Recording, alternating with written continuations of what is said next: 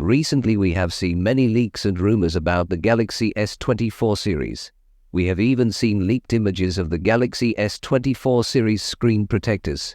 You can check out the video in the I section button in case you missed it. Now Ice Universe, a well-known leaker in the smartphone industry, has recently released renderings of what is claimed to be the closest look yet at the Samsung Galaxy S24 Ultra.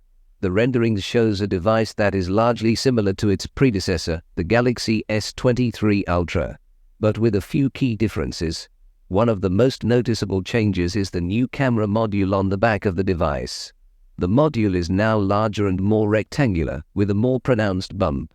This suggests that Samsung may be using larger and more powerful camera sensors on the Galaxy S24 Ultra.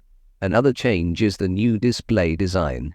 The rendering shows a kind of flat display with very little curve, which is a departure from the high curve display on the Galaxy S23 Ultra.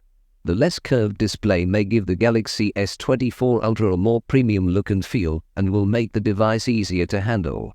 The display has a punch hole design for the front camera, providing a nearly uninterrupted display. Overall, the design of the Galaxy S24 Ultra is evolutionary rather than revolutionary.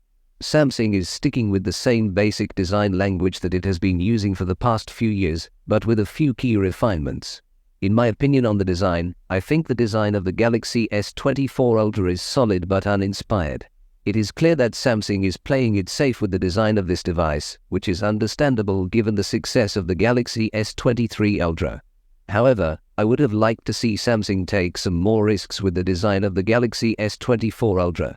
For example, I would have liked to see Samsung use a more unique camera module design or a more modern-looking display design. What do you guys think of this design? Do you like it? Do let us know your thoughts in the comments section below. Also, do not forget to subscribe for full coverage of the Galaxy S24 series. With that being said, I will see you guys in the next video.